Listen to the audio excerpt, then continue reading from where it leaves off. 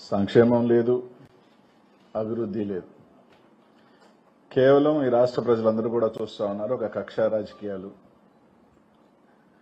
ఎక్కడంటే అక్కడ నోరెత్తితే అరెస్టులు, ఏదో విధంగా ప్రతిపక్ష పార్టీ మీద కేసులు వేసో ఏదో రకంగా ఇబ్బంది గురి చేసేదో రాజకీయ కక్షలు ఇప్పుడు దాకా రాజకీయాల్లో చూసాం.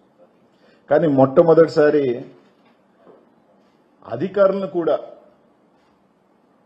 ఒక డీజీ ర్యాంక్ అధికారి, పోలీస్ అధికారి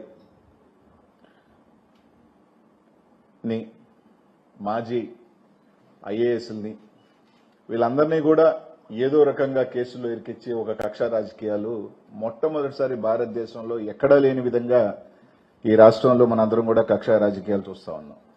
ఈరోజు పోలీసులు కానీ ఒక డీజీ ర్యాంక్ అధికారులు ఎవరైనా విచారణ చేపట్టాలన్నా కూడా రేపు ఇంకో ప్రభుత్వం వస్తే ఈ విధంగా కేసులు పెట్టచ్చు, ఈ విధంగా అధికారులు మనం భయభ్రాంతులు చేయొచ్చు, ఈ విధంగా అధికారులు మనం ఇది చేయొచ్చు అనే విధంగా హరాస్ చేయటం, ఐపీఎస్ ఐఏఎస్లు అనే తేడా లేకుండా ఈరోజు ఈ రాష్ట్రంలో మనందరం కూడా చూస్తా ఉన్నాం.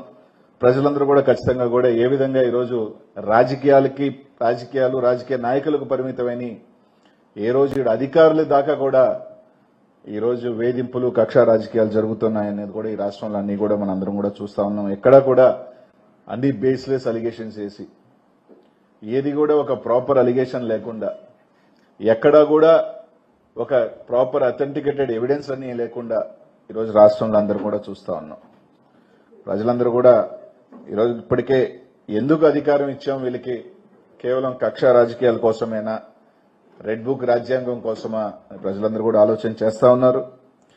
ఈరోజు ఒక పక్కేమో అక్కడేమో గతంలో ఇలా జరిగింది అలా జరిగింది అని చెప్పి కక్ష రాజకీయాలు చేస్తా ఉన్నారు.